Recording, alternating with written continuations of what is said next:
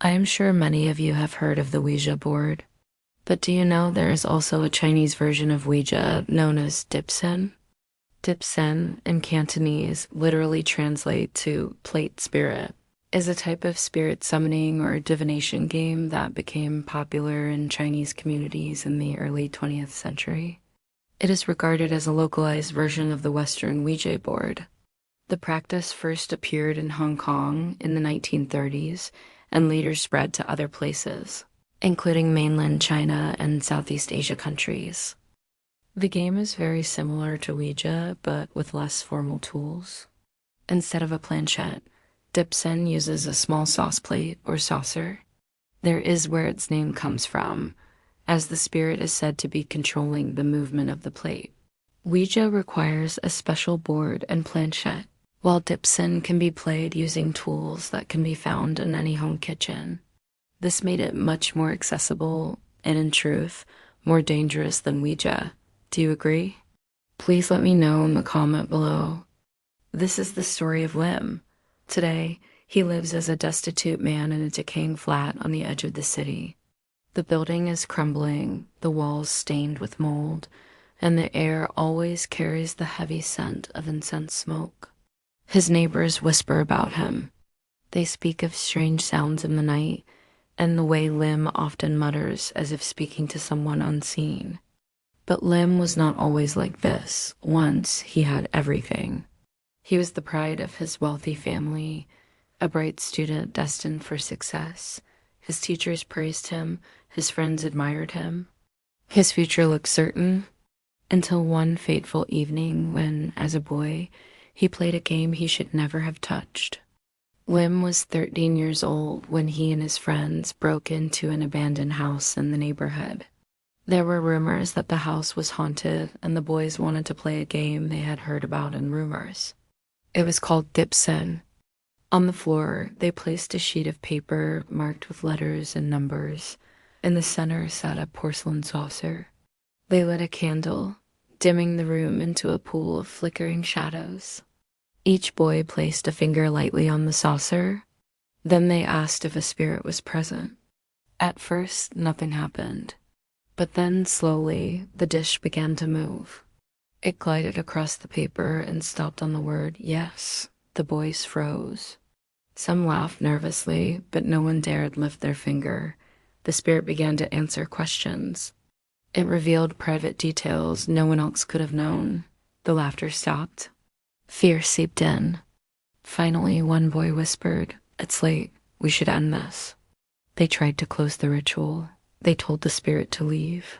But the saucer refused to move toward the word goodbye. Instead, it slid sharply across the paper and spelled a single word. No. Then the candle went out. The room was consumed by darkness. The boys fled. That night, Lim woke with a jolt. At the foot of his bed, crouched in the shadows, was a figure. He could not see its face, but he felt its gaze, heavy, unblinking. He screamed. His parents rushed into the room and switched on the light. The figure was gone. They dismissed it as a nightmare. But Lim knew what he had seen. In the days that followed, the figure returned. Sometimes it appeared beside his bed. Other times, it lurked in mirrors or in the corner of his eye, always watching. And then came the misfortunes. Lim's perfect grades slipped. His mother fell ill without explanation. His father's once thriving business collapsed in a series of unlucky events. Within 2 years, their wealth was gone. Lim's family went from privilege to despair, and the presence never left him. As Lim grew older, the haunting only deepened. Wherever he went, bad luck followed.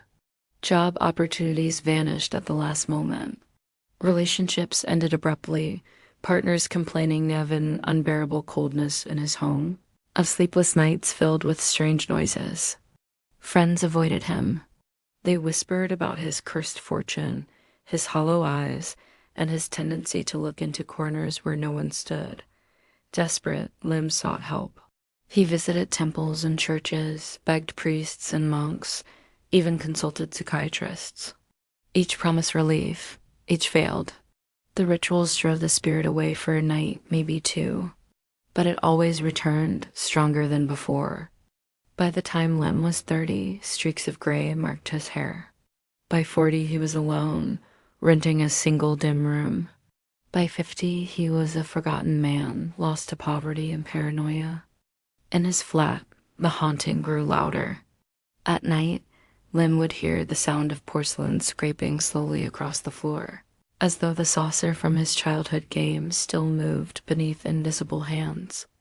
In his dreams, the figure appeared again and again. Sometimes it crouched in the corner, silent. Other times it leaned close, its breath rattling in his ear. And often a word would appear in his mind. No, the same answer he had seen decades ago. Lim began to laugh, the sound hollow and desperate. He understood the spirit would never leave, not in childhood, not in adulthood, not in death. Lim's story is one of many whispered tales about the dangers of summoning games. What began as a boy's curiosity became a lifelong curse. Skeptics dismiss it as coincidence or as the unraveling of a troubled mind. But those who knew him believed otherwise. What do you think? Let me know in the comment below. Thanks for watching.